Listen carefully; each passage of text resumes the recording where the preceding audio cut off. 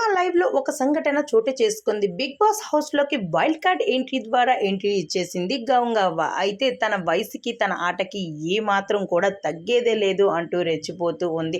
అయితే ఈ వయసుకు వచ్చిన గంగవ్వ ఏ మాత్రం గేమ్స్ అయితే ఆడలేరు అని మనం అనుకున్నాము. కానీ గంగవ్వ అయితే ఈ గేమ్ ని అదరగొట్టిందనే చెప్పాలి.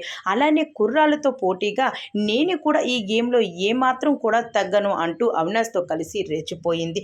అయితే హౌస్ లో ఉన్న కంటెస్టెంట్స్ అందరినీ పక్కన పెడితే తో కలిసి బిగ్ బాస్ ఇచ్చిన టాస్క్ ని పూర్తి చేసి బంపర్ ఆఫర్ కొట్టేసింది గంగవ్వ. అయితే బిగ్ బాస్ హౌస్ లోకి అడుగు పెట్టగానే రేషన్ మేనేజ్మెంట్ టాస్క్ అయితే బిగ్ బాస్ ఇవ్వడం జరిగింది. ఈ టాస్క్ లో అయితే వైల్డ్ కార్డ్ ఎంట్రీ ద్వారా గెలిచింది Bigg Boss house Gangavva. Ration management task లో గెలిచిన గంగవ్వకు బిగ్ బాస్ అయితే బంపర్ ఆఫర్ ఇచ్చేశారని చెప్పాలి.